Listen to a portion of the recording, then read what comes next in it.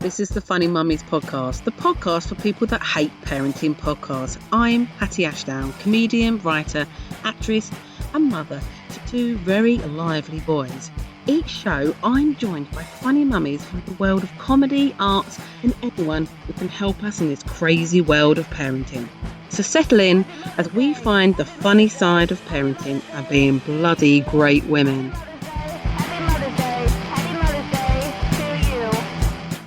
You're listening to the Funny Mummies on Soho Radio for the Other Woman Show. You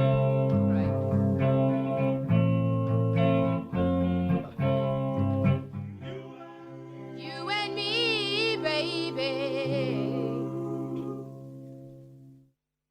Lovely way to start a new show. That was You and Me, Penny and the Quarters. Yes, it's true. It's me. I'm back in the studio. You don't know that. You're just listening and think, oh, it's another bloody show. But I'm actually back. It's me, Hattie Ashdown. It's good to be back in an actual studio with an actual microphone and people in front of me. So I'm not on Zoom, which means I can play music again, which is lovely. So let's just get on with business. So today's topic is something I've not had to think about for a while and will never again, but I'm reminded every day as I slip and shove my poor saggy boobs into my bra. Yes, that's right. We're talking about stripping. No, we're talking about breastfeeding. So to discuss both our breastfeeding journey. I hate that word, but it's just so appropriate, wanky, isn't it? Doesn't it? But it's that's a guest, what it is. You can hear her. Is a guest I've never met before in real life, but like a lot of people, I feel I know her. Because I follow her on Instagram for a while, and apart from being very funny, she gives a very real and raw, honest look on parenting. And as we love on this show, just being an ace woman in this sea of shittiness sometimes that hits us mums. Her musical videos are, I'm going to say, quite a masterpiece that I don't give this praise lightly, that I think Victoria would approve of. She is a comedian, Instagram creator, mum of two. It's Victoria Emes. Hello. There's only me, I should say, because of we're in the studio in Soho. I'm not allowed to have more than one guest, so we've not got Gemma here. Not that she's a big clapper anyway. She just sort of goes, oh yeah. Welcome, Victoria. Hello. It's lovely to be here. Well, and to be in central London. We're in the window of Soho Radio, sitting here like a couple of radio mannequins.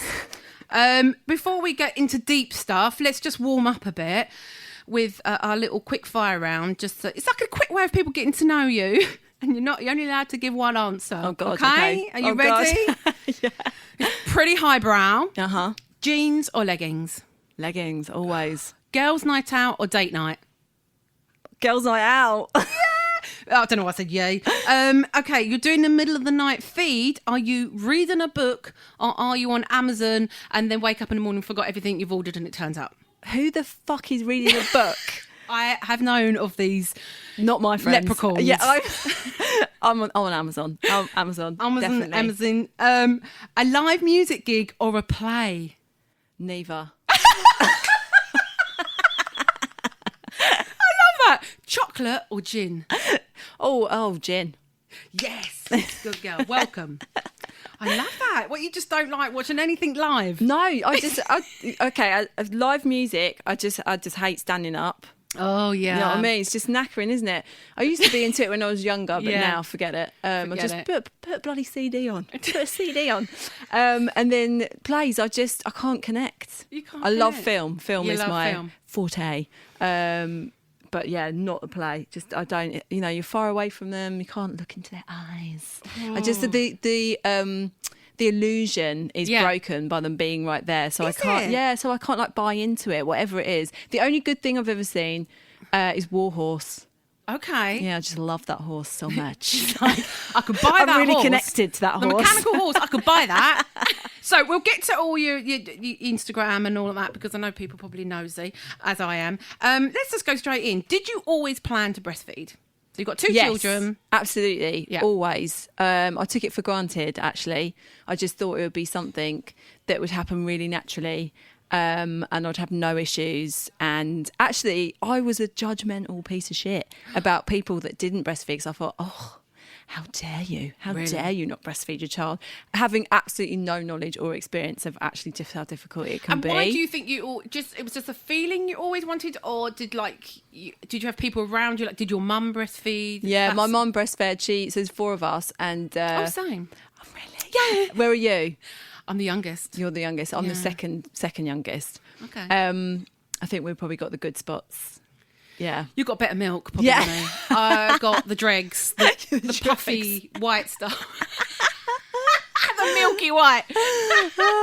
Anyway. Yeah, so my mum breastfed she didn't breastfeed my eldest sister. She had loads of problems and then bottle fed her, but she breastfed us. And she breastfed me till I was 19 months. Wow. So she was committed to it. Yeah. So I had that as Yeah. she's kind of the role model of, oh, well, mum did it, so I'll do it. She never really talked about what happened with her breastfeeding journey with my eldest sister. She didn't really talk about it that much. But she would often be like, if my eldest sister didn't do something or did something wrong, she'd be like, oh, it's probably because she wasn't breastfed. Oh, that kind of thing. Yeah. And then I think as well, just when you're preparing to have a baby and you do a lot of reading, or I did a lot of reading, and I didn't go to antenatal classes, but I did go to a hypnobirthing So did I. classes, and just all of the chat around breastfeeding. In fact, the chat is only ever about breastfeeding. No one ever talks about bottle feeding. And so in hypnobirthing, they do, don't they? Yeah. No, it's just like, it's all natural and whatever. Yeah. And everything that I'd read just made it sound so easy, and that, it's just a case of practicing the latch or whatever, and then it would all just click into place. So that's what I was expecting to happen. But no, that did not happen for me. Did not happen. At all. No. So, go on then. Yeah, tell us what happened the first time then. So the first time, so I had a home birth with Oliver, my first child, and that was all amazing. I fucking loved it. It was brilliant. I'd say I actually loved giving birth, and honestly, I would rather give birth than go through the breastfeeding experience that I had with him a million times over, because it was just so horrific. So he was born at home, no complications. Don't mention that we were talking about Sindhu V. Oh, yeah. Don't mention that to her, because I mentioned to her about some people have a really good experience of birth. She's like, I do not believe these people. They are not real.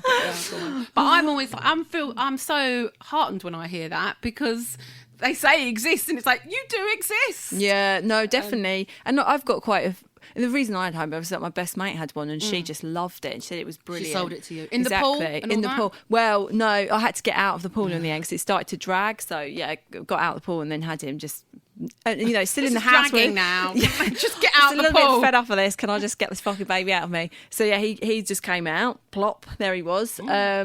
And the midwife was amazing, and they stayed there, they cleaned up, whatever, stitched me up on the bed. So beautiful, this beautiful moment. A beautiful moment. And then they just left. Did you have a soundtrack? No, I didn't have music? a soundtrack. I found as soon as I started the contractions, I went into the zone. Yeah, the soundtrack canon. I had a soundtrack, and sometimes I liked it, and sometimes it annoyed me. So I'd go to my husband, "Can you skip this one?" Yeah, it would some sort of just really annoy me. But I remember when I was stitching up. I think I've told this story so many times. Sorry, listeners. Is when I was getting stitched up, I was at hospital, the soundtrack had gone on to something else, not my soundtrack. Right. And she's stitching me up, and it went on to A Woman's Touch, Doris Day, and I was like, so perfect. One of the women at my hypnobirthing class, she said that she wanted to give birth to the Lion King soundtrack. And did she? I don't fucking know. I didn't stay friends with her. No. She's off the WhatsApp group. Yeah, no thanks. Okay, so you've got out, you've been stitched up, and then is the midwife all like, you're going to try and feed baby? Yeah, so this really helped. I had an amazing relationship with my midwife. So that's one of the bonuses of having a home birth, is that you get assigned a midwife that stays with you from 20 weeks to birth. Wow. And she wasn't even on shift for the actual. So she just time gets I to went stay the whole But she came, time? yeah, she came anyway, because we've made friends, and she was just so lovely. She was amazing. But she stayed and just made sure that we were all right. She saw Oliver latch on or whatever. And then he just kind of went to sleep and we had a bit of a rest and whatever. And then the next day, I think for the first like 2 days, everything was fine. And I thought, oh, this is going so well. I'm loving it. I mean, I felt mental because my vagina was like a punch lasagna. Yeah. But it was still like, I was still in that nice oxytocin place of like, oh my God, this is so amazing, my baby. And we're having loads of skin on skin and all the stuff that you're supposed to do. And then about day 3, just something happened to my tits. And I was like, what the fuck is going on? Like there were 2 massive rock hard boulders. And I started getting this thing, which I later found out was called vasospasms, which I'd never heard of. I have never heard of that. Oh, they are horrific. So if I took off my top to get my boob out, whatever, I had this rush of pain that would come from like my shoulders down my boobs, like out my nipples. Like it felt like electric shocks. It was awful. And basically what was happening, by this point I'd gone back to my midwife and said, I think something's not right. Because Oliver he wasn't sleeping. Literally he'd sleep for like half an hour, wake up, feed, but feed for like an hour and a half, 2 hours, like really long feeds with tiny gaps in between. And she came and she had a look and she was like, I think it's all right, we can check him for tongue tie if you want. So we did that. And he had a tongue tie. So then it was like, let's get booked in for that and blah, blah, blah. And yeah, it was horrific. It was like the worst pain that I've ever experienced with that, plus no sleep whatsoever. So I think by about day 7, I just was beside myself, like with exhaustion. I didn't know what the hell was going on. And to be honest, the thing is, and I really think this with breastfeeding, is that the expectation is there from the medical professionals, whatever, that you should do it. But then as soon as you've given birth, that's it. Unfortunately. You know, there's like monitoring all the way through pregnancy and then they just leave you. And the health visitors, in my experience, have been shit. So the health visitor came, and the thing was, everyone was saying it looks like he's latching on fine, so I don't know what the problem is. I was like, no, but this can't be right, because he obviously wasn't draining the milk. And then I got mastitis. I was going to say, so that was my first bout of it. And just had that gigantic red swollen angry tit. So what's this? Again, a term that I'd never heard of. Angry tit? Yeah, angry tit. Well, I call my husband that quite frequently. But so we went to hospital and saw it was a young doctor, and had to kind of like reveal this horrible tit that just looked like something out of Alien. It was awful. Because it had all gone all like knobbly and had like big lumps and stuff in it. It was awful.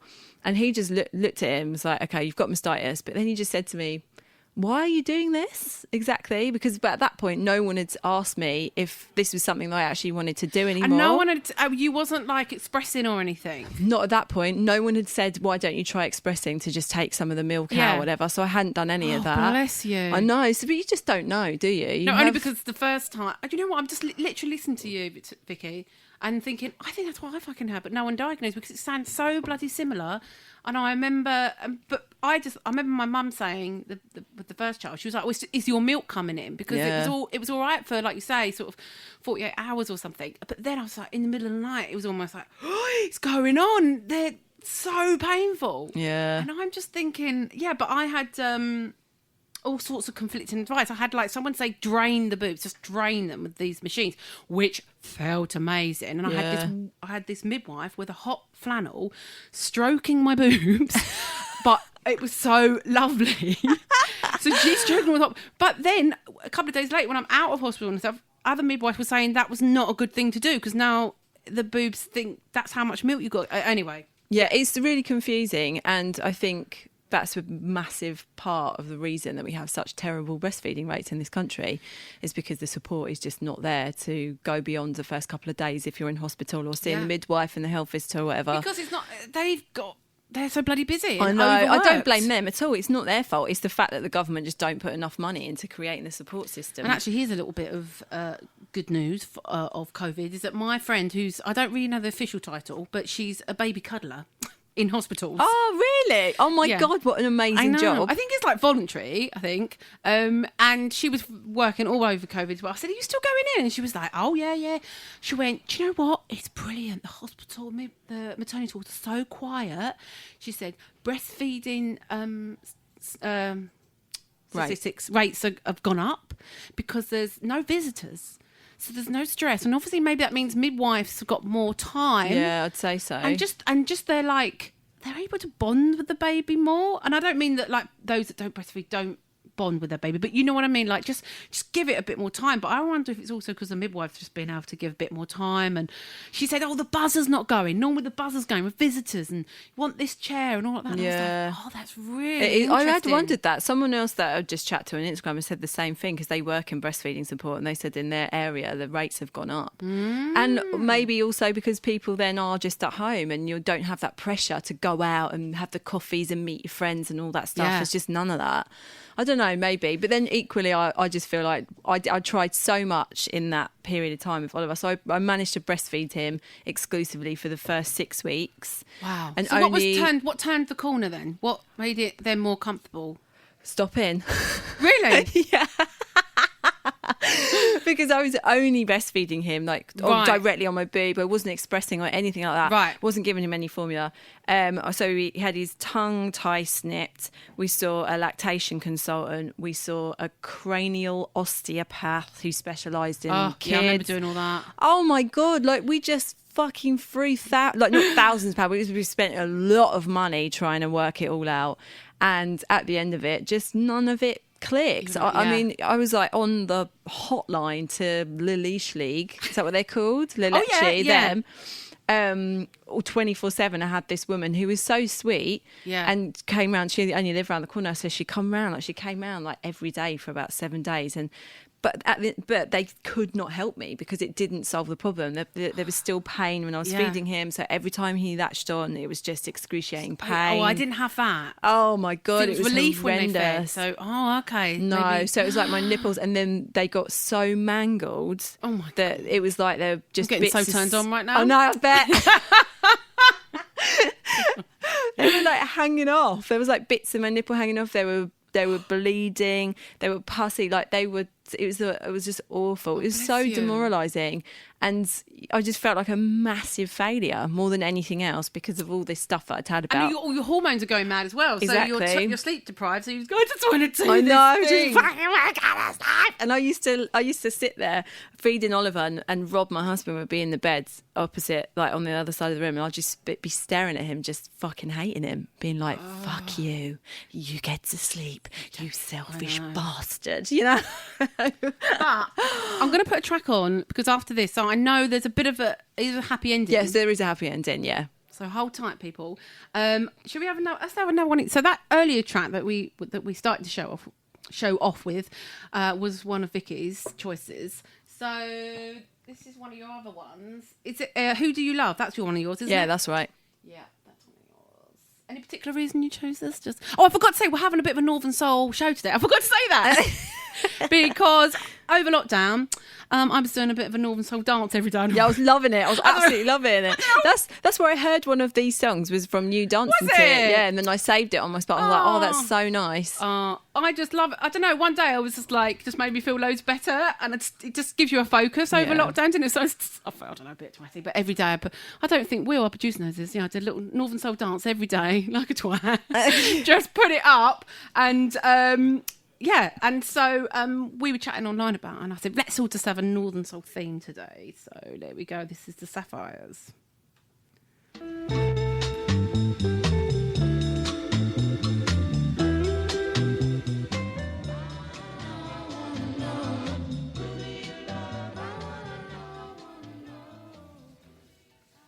You're listening to the Funny Mummies on Soho Radio for the Other Woman Show. I'm Hattie Ashton, and I'm here with Victoria, or she likes to be called Vicky, Emes, and we're talking breasts. I liked that. Did you? Well, we're talking breastfeeding, of course. And for anyone listening so far and thinking, you are scaring the hell out of me. Yeah. It's hard not to talk about it without feeling a bit bad. Yeah. That you're like doing a bit of scaremongering, but this doesn't happen. Everyone is different, obviously, all our boobs. It's the same as birth, isn't it? It's like I had a really positive birth experience, but I know lots of people that have had not so positive birth experiences, so just never know what you're going to get dealt. Exactly what life. But you found, and this is what I found along the way, was, but not in the same way that you did, that you basically then turned to expressing. Yeah. And you found that combi feeding was the key to maintaining a bit of breastfeeding and feeding my baby, but not having to endure the little piranha latching on. So you were 50,000 times a day. Breastfeeding, as in he wasn't having anything on the boobs, he was just having it out the bottle. Yeah, so I would pump. So this is probably after about 6 weeks of all of this stuff going on, and I had 2 bouts of mastitis in that time. So it was really full on physically, because if you've never had it, it's like the flu times a million. It's awful. So I've been on antibiotics for that, whatever, and then we got thrush, joy. Just so many things went wrong. It was like, for fuck's sake. And then I went to a support group for mums thing that was around feeding, and one of the mums there had said to me, I exclusively fed my baby. So I'd never even heard of that as an option or whatever. Did I just say pump then or breastfeed? You said exclusively fed her baby. Exclusively. Well, you should definitely exclusively feed your baby. Okay. I knew what you meant. This is my mum brain. I was like, hello? It's the first time out of the house. Yes. Yeah, you're the first person I've spoken to other than my husband. Amazing. You must feel honoured. I feel so honoured. I didn't even get to hug her, which is a shame. No, she said exclusively pump. Right. And then bottle feed with the express milk. And she did that for like a year. So I borrowed her pump and I started trying that. And it was fucking amazing, because I finally got to have a break from just feeding all the time. Because it is relentless in those I'd say like the first 3 months, really, on and off. Like they just feed a lot, don't they? Yeah. And my first one and the second one not as much was weird though. You're going to hate me for this. A lot of people hate me for this. He just would feed for like 20. I don't know if this radio show goes out to the reception. What must happen? He would like feed for 20 minutes and then come off. And I was reading all the books going, what the fuck, what's going on? Because they were saying at least feed for 40 minutes. But the midwives again, they assured me. And all babies are different. She said you must have the good stuff. She said you must have full fat stuff, and he's getting what he needs. And I was like, well, he's putting on weight. So it was fine. Yeah. So that didn't. I think as well with Oliver, because the latch was just so messed up. It was like he was never going to get enough milk. See, that's the key. Feeding directly off my. I had the latch boobs. problem. That was the thing. I was doing the same, contacting like these specialists, going, I do the baseball. Yeah, the all baseball that stuff under the arm, and yeah, that was the worst bit for me. I guess you didn't experience. Did you have to like pump in public and stuff like that then? Yeah, I have pumped in public actually, but not with Oliver. I've done it with Edith because we're jumping ahead now. Yeah, sorry. we're jumping ahead. But I can. Yeah. I had like a hands-free pump from LV, which was amazing. That thing was incredible. So I've pumped loads in public because it's so discreet. You just pop it in your bra. There's no wires or anything like that. It's literally just in there. It's virtually silent. You can't hear it. So I used that a lot with her. Great. And because I did combi feed her from birth. So yeah, go on. So after the 6 weeks of hell, it just got to a point where I was a wreck, and I was definitely starting to head down the postnatal depression path, because it was just, I felt a failure. I didn't know what to do. I felt like there was no support, there was no resolution, and the only option was to just stop and to bottle feed him, but with formula.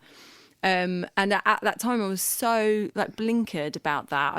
I felt like I didn't want to do that because that would make me a really terrible mother, which is absolutely ridiculous. And I can see that now retrospectively, but in the time when you're in it, it consumes you. It's just awful. So it was actually my husband that made me stop in the end, because he was just like, you've cried solidly for 7 days. You need to stop. This needs to stop. This is not healthy for you. I wasn't bonding with Oliver at all. I dreaded every single feed. I didn't want him to be on me, and then the whole time he was on me, I was in agony. So I was like, this baby, just get him fucking away from me. Outside person, don't you? Just go, right. And enough is enough. Yeah, women do, and fair enough if you're feeding okay and you don't want formula, great, good for you. But if you need formula, don't beat yourself up. I know. It's ridiculous. It's like, it's designed to feed your baby. There's nothing wrong with it. It's not, people say it's poison, and it's not poison. It's just an alternative. Premature babies, it saves their bloody life. I know. People are ridiculous about it. But there you go. It's hard not to take on other people's opinions when you're a new mum, because you just don't know what you're doing and you feel so unsure of yourself. What was your mum saying throughout this time then? My mum kept saying, just keep going, just persevering. Right. The first bit is really hard, but it will get better. It will get better. And That's what my mum said. yeah, as well. and I found with Edith that did apply because I approached it slightly differently. you? I didn't feed her at my boob as much as I Right. had Oliver, because I mixed it up with combi feeding from birth. But when she came out, and did you have another home birth? I had another home Did birth. you? Yeah, And it all yeah. went- It was all fine. Yeah, all went but swimming? It all went swimming. although my husband was swimming in shit afterwards. Oh, lovely. Yeah, Get the there little was fishing a lot of rods. poo. Fishing nets, Again, though, I rods. didn't we had the pool all set up, and then I was like, I just need to do a shit before the baby comes. And went upstairs, and then I had the baby on the toilet. Did you? Yeah, Like, you were like she holding. fucking shot out. It was so quick. It was crazy. It was so different from my first birth that actually, if I think I'd had that second birth with the first one, I would have been really nervous about having a home Really? birth because it was so quick, and the pain was. Like Oliver was just really slow. He came out really slowly, but she. I've heard this. So everybody has this thing about, I do the lunchtime comedy clubs where Yeah. parents bring their babies, and constantly the thing is about, I was in labour for 10 hours and 20 hours, and everyone goes, oh no, that's awful. But then I've heard, a woman I used to work for, she had 3 children, and the last one, she said, was 20 minutes, and she said it was frightening. Yeah. And I guess I was like, Yeah, apparently second babies are quicker. So the lead up was longer than Oliver. I got to like fully dilated within 2.5 hours with him, but then the pushing stage was 5.5 hours. yeah. But with Edith, it was like a longer stretch. And then from the active labour, from when they noted it on the paperwork, was 17 minutes. Wow. So it was insane. Rob was just like, I've never seen anything like it. Really? Yeah, because my whole body was trying to get rid of her. So I was like going, blah, blah, like that. And then but I wasn't being sick. I was just making those noises. Would you like to watch someone else? I would love to I'd watch love it. No, I would no. love it. No, I'd I'm love not to going watch to do it my again. birth. Oh, yeah. I wish we'd filmed you? it. Yeah. I'd be so interested just to see. Because it's so hard to know what I would look like or how it would sound or anything like that, because you're just in it. And then you forget. I think we forget so that we keep having babies. I feel like I haven't forgot. I've sort of ingrained it. But yeah, I know what you mean. But I'd love to. Now I can see why my sisters, with my other sisters, were like jumping on the chance, which went, would you be my birthing partner? I'm like, yeah. Yeah. This is when I was younger, because they're all a lot older than me. And I'm like, I'd get it now. But I'd be I'd love to be someone's birth partner. fascinated. I did think about being a doula at one point, but it's not a very easy schedule to manage. No, you got to be available all hours. Yeah, all hours. Can't have a drink or anything like that in case someone goes into labour. Yeah. That sucks. That, and sorry, I Yeah, can't or you come. I've turn had up too many half cut. jeans. Oh my God, I love you. Turn up, just thinking of booze. That might be what they need. So let's bring us up. So with Edith, a much more positive experience, I guess, with hindsight and everything. Yeah. So, but did you latch her on straight away, or was you like, no, I did. I'm not gonna I go? had to go into the hospital to have stitches because she taught me a new Oh. one. So I went into hospital for that, and then in the hospital she started getting hungry, and I was really anxious about feeding her. So I was like, oh God, I don't really want that, because I hadn't decided whether I was going to breastfeed or not. Really? You were with her. I was That's on good. You were the giving yourself fence. that choice. Yeah, I was like, I'm not sure. Let's see how it goes.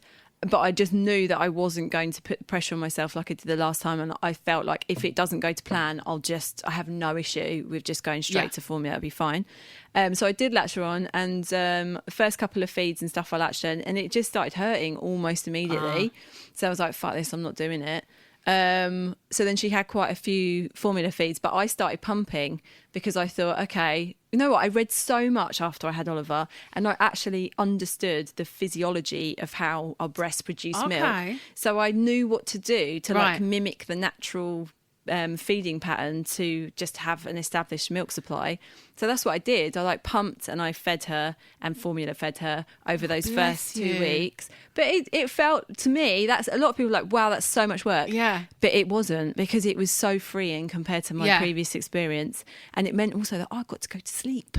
Yes. So after the birth, Rob could- fed her.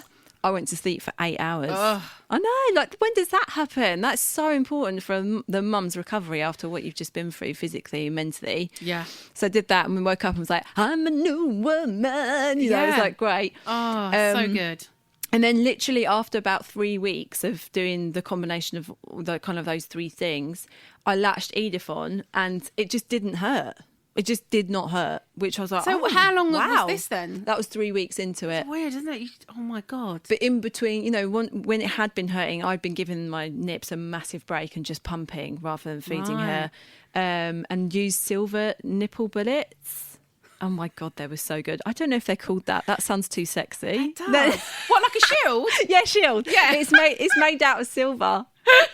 It's amazing. I've only seen the crappy plastic ones, but no, Vicky's so you got don't the like ones. put them onto feed. You put them on in between feeds, and they heal, They heal like a stuff. motherfucker. It's amazing because a lot of silver's put into dressings and stuff because it just aids. There's something in it that aids our skin to heal, and they were life changing. They were brilliant. I'd recommend them. You can get them on Amazon. One of those Amazon late night shops. Other online shops are available. Oh my God! See, I didn't. Yeah, I didn't have.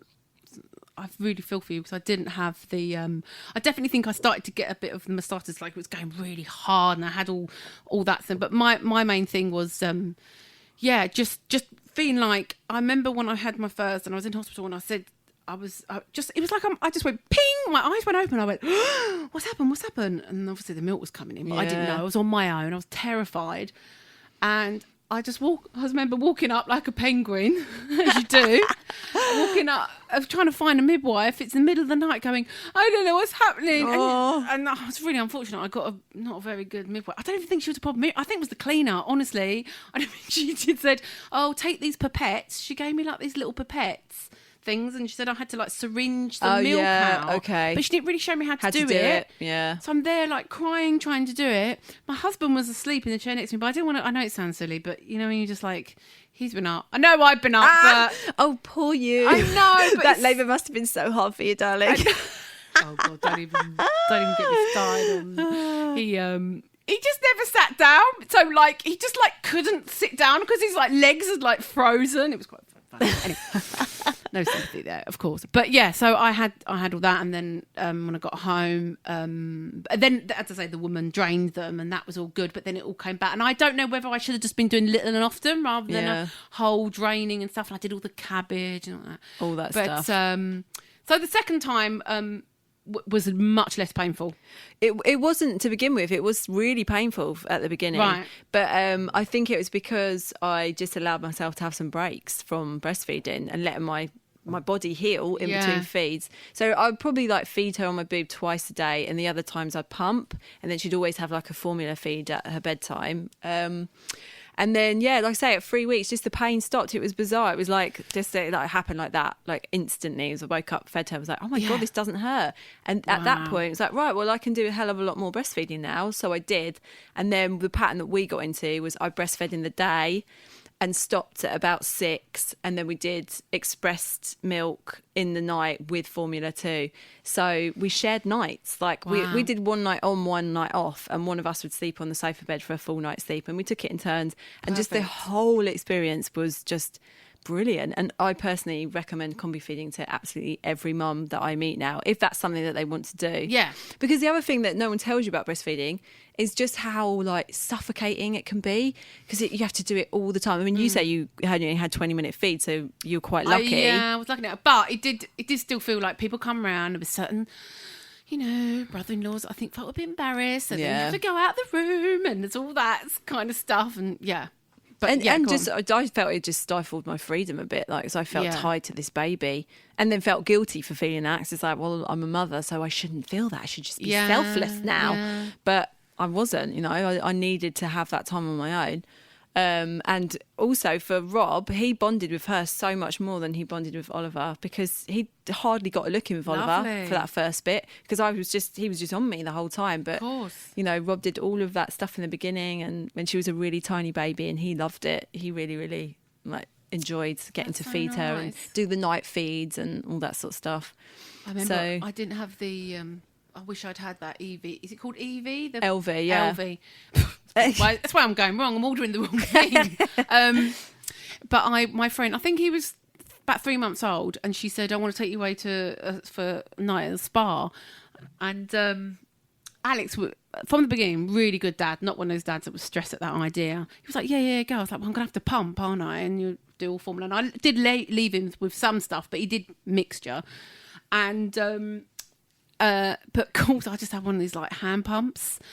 And so, I'd be in a steam room because steam would set it Oh all my off. God, yeah, of course. I'd You'd have be to go flooding. out, pump. I had to pump on the train. At one point, I was so in pain. I said to my friend, I'm so sorry, I've got to just do it. Oh. Just, like, have a T-shirt and, yeah.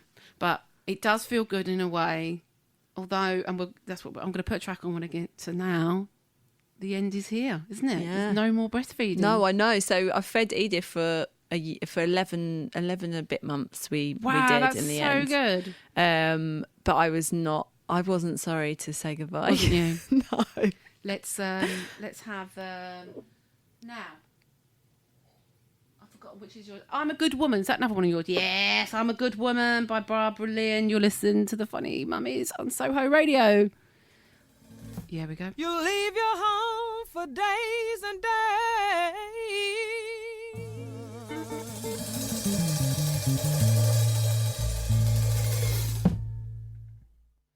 Oh, I'm a good woman. We're all good women. That was Good Woman, Barbara Lynn. You're listening to the Funny Mummies on Soho Radio. We're back in the studio for the Other Woman show.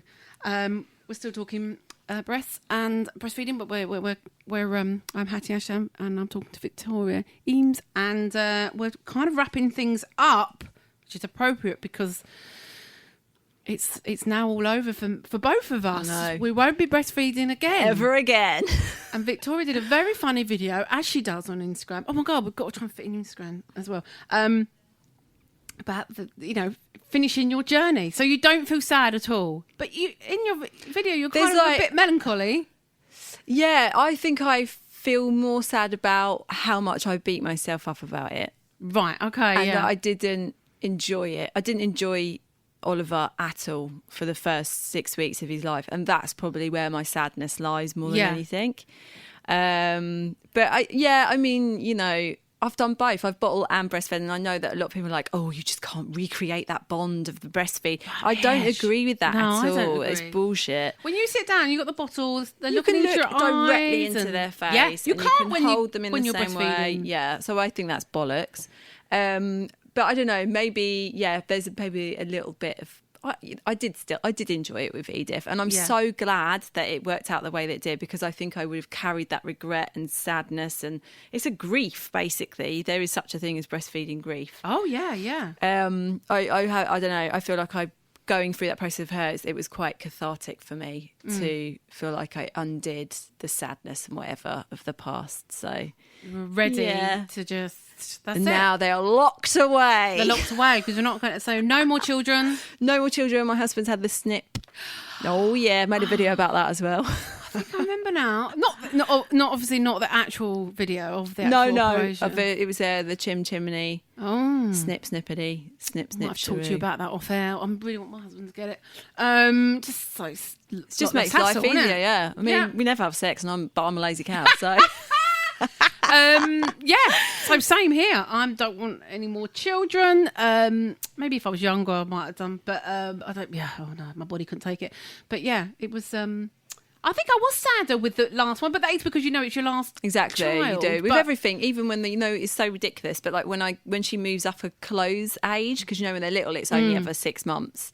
When she moves up a clothes age, I'm like like packing away these little clothes and for thinking, the charity shop, yeah, rather than just putting it in the loft. Yeah. Mine was in like a little suitcase, and my husband would go, "Oh, should we give that to so and so?" Because he wasn't sure he wanted another one. Yeah. So he was like, "Should we give that?" So I go, "No, yeah," and just sort of hide it away because I was always like, "Well, that's so funny. My husband didn't want another one either." Really? Yeah. But I was like, "Oh, surprise! I'm pregnant." Yeah. Entrapment. It's true love, that. You should have seen his face. Oh my God, it was pow when I told him. Such a different... I hate saying this because I'd hope for Buster to hear in years to come, but with Hux it was so different. It was like, hey, like this with the pregnancy test, and then with Buster it was like... Shit. I went, okay, you better sit down. And he's like... Do you need a paper bag to breathe into? Yeah. But it's so funny that now Buster's come out. It's like a little mini him. He's like, looks just like him. Oh my God, yeah. Edith is... by far his favourite. Is she? Yeah, 100%. They have like this really sweet little bond, and I do wonder if a lot of it's to do with the feeding stuff in the early days. Oh, sometimes. But he just adores her. It's sickening. Oh, that's so nice. So we're going to be finishing up in a minute. For those, so how did you? I don't know how to ask this question because I just want to go.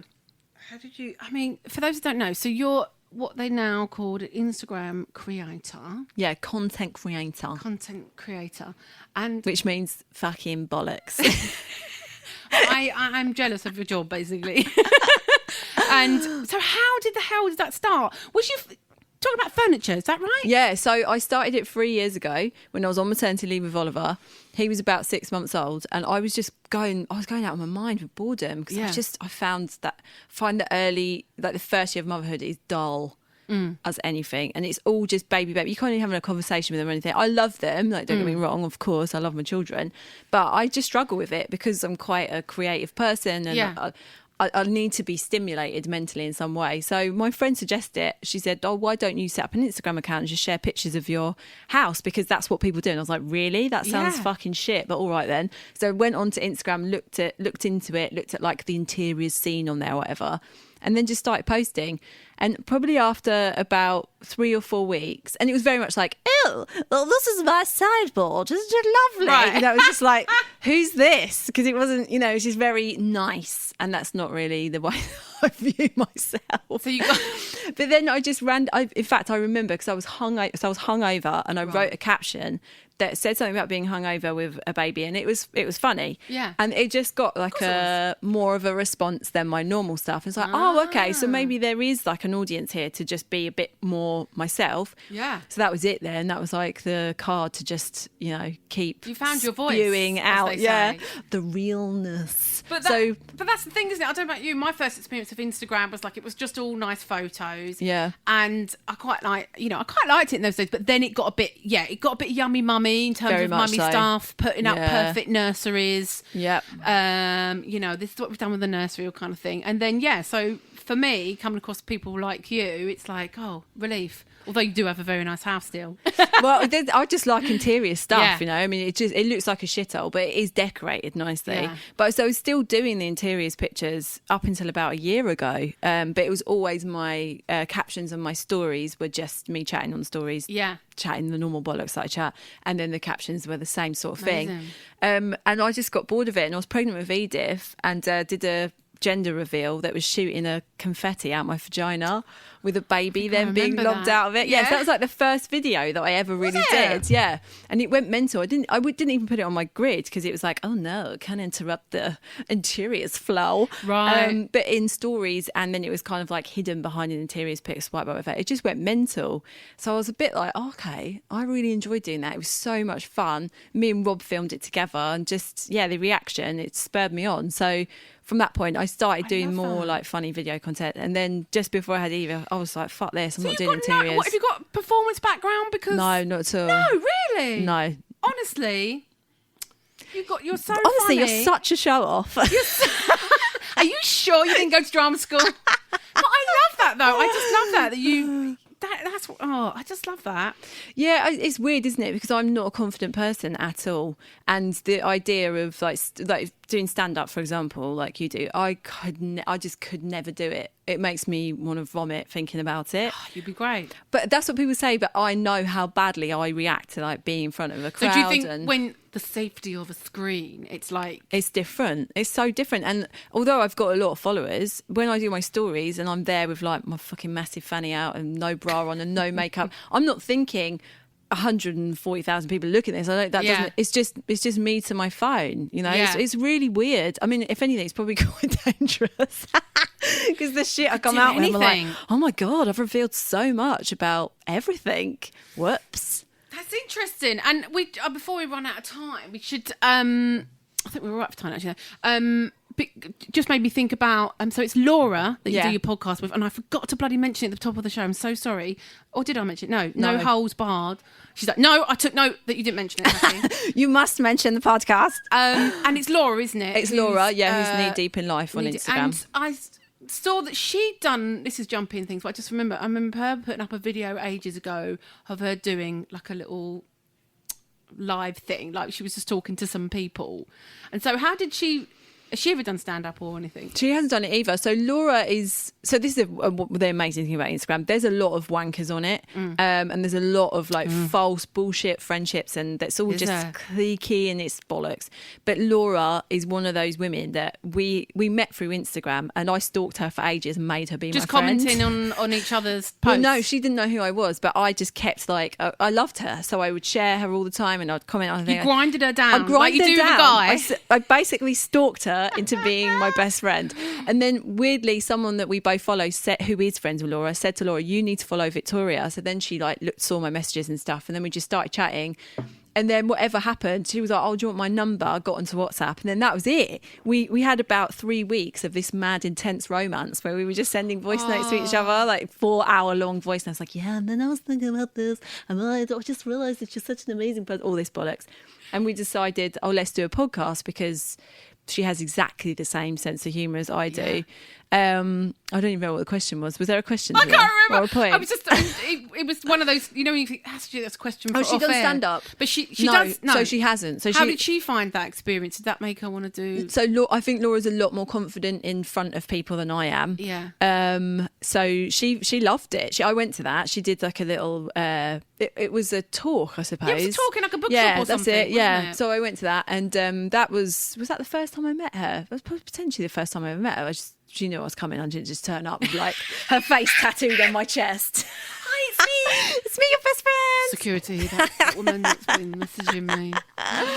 And she was amazing. She was just like so natural, and she's done lots of things where she's gone on like TV, GMTV and stuff like that. You know, she's just like she's. For those just don't know, really she good at does it. like how would you describe it? So she find like a sexy video, like a ridiculously video. Unachievable woman. You know, I think one of the first ones that I saw was where it was that a woman getting a buggy out of the car. Yeah. In heels, wearing like a leotard, basically. Yeah. And then being able to flip open the buggy with her heel. And Laura did like a parody of it. It was obviously very funny. It's very funny. Yeah, and she's just massively about self-confidence and having positive body image, and generally just like championing people with vaginas. That's what she does. She's brilliant. What we do. Yeah, it's what you do. Oh, one day when she comes down, when there's less COVID. Just think slightly less COVID. I'm just used to saying that to the kids at the moment. We're saying off air, weren't we, about like it's really confusing for the kids now because some things are open, and mine's like he's 4 and he's like going, is it gone now? And so I have to say to him, there's like less of it. Yeah, it's really confusing. But there's not less of it really. Well, there kind of is. So stop licking that swing. As mine does. Well, the great thing is I do just say, you know, I go, well, it's getting less because we keep washing our hands. Oh, that's good. So keep I'll use washing that your because hands. mine refuses to wash his hands. It's like an is he? absolute battle to get him to do it. Yeah, I've had that, but now he's gone the other way where he just takes ages. It's like, really? okay, it says 20 seconds. You don't have to do 20 hours, but I can't complain, can I? But it is. I mean, one thing we're taking them to the parks. They think they're in fucking Disney World because just going on a swing. Wow, what's this? So tune into your podcast. So how would you describe what your podcast is then? Two fucking slags. So we take listeners' stories, which often tend to be sexual shit. When I say shit, I mean literal shit. There's so many poo and sex stories that we get. Really? It's insane. So many. I've not had a poo. I don't know, me neither, but it's very common. Will? It's just keeping quiet. So it's a lot of confessional. It's very confessional. Everyone, we don't reveal anyone's identity or anything like that, and we just then chat about the story and bring it back to like our own sort of experiences of things, and it's hilarious. If I say so myself, I say it's hilarious because Laura makes me laugh so much, and the stuff that she comes out with is comedy gold. I bet. I'm gonna feel like I know the recent one was about having names for men's private parts. That's right, Bernard and his Matthews. Yeah. I've not gone down that road ever. Oh my god, I'm the queen of it. Really? Yeah, I just find it's like a just nice little hobby, isn't it? you not like when you're accidentally talking about an ex or something, just like say that? Just slip it in. I don't want to give too much away. They've got to go and listen to it. But it's done really, really well, isn't it? Was it like number one in the comedy charts? It hit winter number one in the comedy charts when we released it, which is mental. And I think it's still in the top 10 now. Of course it bloody is. I had to check. And because between you've got like 1 million followers or something. Yeah, well, I've got hardly any. Laura's got about 1.5 million across Facebook and Instagram. And then I just pretty much just have Instagram. So I'm like a tiny little dot compared to her.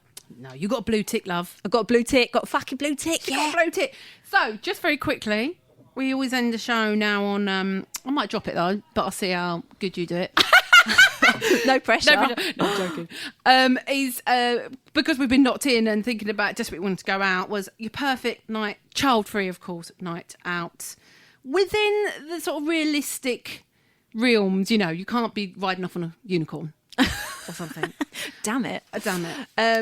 Well, what would you be eating? Who are you with? Oh, really? Just not me and so other people? You don't have to have other people. Okay. If you want a night out just on your own, love, yeah, you can. I know. I'm just going to go and sit in a black, dark room and listen to the whales singing. If that's what you do. Whatever you want. I need to just know, this is very important when you have a child-free night. Do you also have a child-free morning the next day? Ooh, no one has asked that, and that's such a good question. Oh God, that is actually essential. If you can't have that, what's the point? Yeah, okay, we'll throw that in with the condition. We have to pick them up at 12. That sounds 4 o'clock in the afternoon. Yeah, 4 o'clock even better. Right, we're going large. Yeah, go large.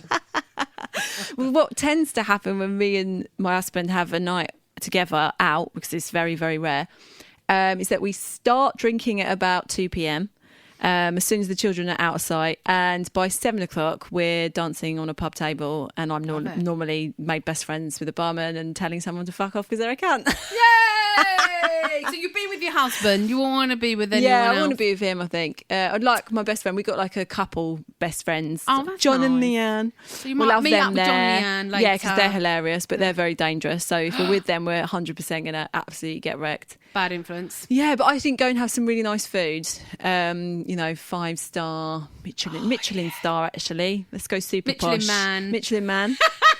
And then, maybe some drinks somewhere, and definitely dancing. Gorgeous. But living room dancing. You don't like going to a club? I hate it. I'm a granny. It's too loud. I know what you mean. I'm with you. But what about farts. in a pub, or like when the pub just has a bit of a DJ? Yeah. I'm sounding like such a small standard. Maybe if there's a lock-in and there's not that many people there, and they've got a really banging DJ. But really, you'd rather go back to someone's house. Yeah, go back to someone's house music. and put on your own music. Yeah. Yeah. That kind of thing. Clubs, shouting. Oh, and it's dancing. awful. You can't talk to anyone. No. Wow. Okay. So we're going to play out with a song, with a track. So anything else you want to promote yourself and your podcast, really? That's it. Yeah. That's all I'm combi breastfeeding. And combi breastfeeding, yeah. Thank you so much. Oh, it's been lovely. It's been, honestly, she's really nice in real life as well. Just whisper it. You know when you're just like really worried, you think, oh God. Oh no, I've had that so many times, because you meet people that you follow on Instagram who you really like. You're just like exactly the same. You're like, please be nice. Yeah. Because it doesn't always happen. And then you're like, fuck. Yeah. Now I hate you. So, okay, this one was one that I did one day on one of my COVID Northern Soul dancing days, and we're all now in orbit that we've it's such a bad radio link that we've had Victoria on. Thank you very much, Victoria, for coming in. I've been Hattie Ashdown. This is In Orbit by Joy Lovejoy.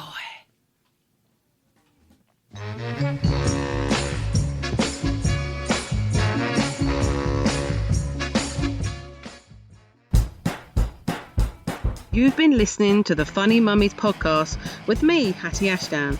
Thank you to my panel and guests today. Edited and produced by Scott Kingsnorth in association with Screaming of Laughter, the lunchtime comedy club where babies can come too. These shows go out live on Soho Radio for the Other Woman show.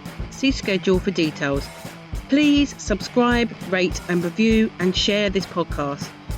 We really appreciate it, and it's the only way more people can find us. So see you next time for more Mum and Tonic.